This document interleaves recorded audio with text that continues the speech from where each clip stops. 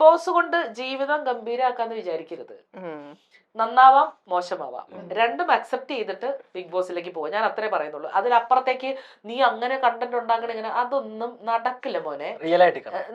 അവിടെ ചെന്നിട്ട് നിനക്ക് എന്താണോ തോന്നുന്നത്, നിനക്ക് നിന്റെ മനസ്സിൽ എങ്ങനെ പ്രതികരിക്കണം എന്ന് അവിടെ ഈ പറഞ്ഞതുപോലെ നമ്മളൊരു ക്വാളിറ്റി നമ്മുടെ ക്യാരക്ടറിൽ ഉണ്ടാക്കണം.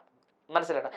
ബേസിക് സ്വഭാവം കുറച്ച് ദിവസം കഴിയുമ്പോൾ നമ്മൾ ഇനിയിപ്പോ നമ്മൾ പ്രിപ്പയർഡ് ആയിട്ട് പോയാലും ബേസിക് സ്വഭാവം ഒരു പരിധി കഴിയുമ്പോൾ പുറത്തു വരും. അപ്പോ അവിടെ ബേസിക് ഒരു ക്യാരക്ടർ എന്ന് പറയുന്ന ഒരു സാധനമുണ്ട്, അതെന്തായാലും പുറത്തേക്ക് വരും. അപ്പൊ അതാണ് നിങ്ങൾ ചിന്തിക്കേണ്ടത്. രണ്ടും അക്സെപ്റ്റ് ചെയ്ത് അതിന്റെ ഉള്ളിലേക്ക് കിടക്കുക. എനിക്കൊക്കെ പറ്റിപ്പോയത് എന്താന്ന് വെച്ചാല് ഇതിന്റെ ഇത്രയും വലിയൊരു ട്രോമയിലേക്ക് പോകേണ്ട ഒരു അവസ്ഥ എനിക്ക് വരുമെന്ന് ഞാൻ വിചാരിച്ചിട്ടില്ല. സാമ്പത്തികമായുള്ള നേട്ടം, സാമ്പത്തികമായി വളരെ പ്രശ്നം. ജോലി ഇല്ലാണ്ടാവുമ്പോ പിന്നെ ഇഷ്ടം പോലെ അല്ല ഞാൻ പറയുന്നത് ബിഗ് ബോസിൽ പോയത് കൊണ്ട് സാമ്പത്തികമായി 36 ദിവസം കഴിയുമ്പോഴേക്കും പുറത്തു വന്നല്ലോ. കുറെ നാള് ജോലി ചെയ്യാൻ പറ്റില്ലല്ലോ, പിന്നെ കിട്ടിയതുകൊണ്ട് എന്തായി.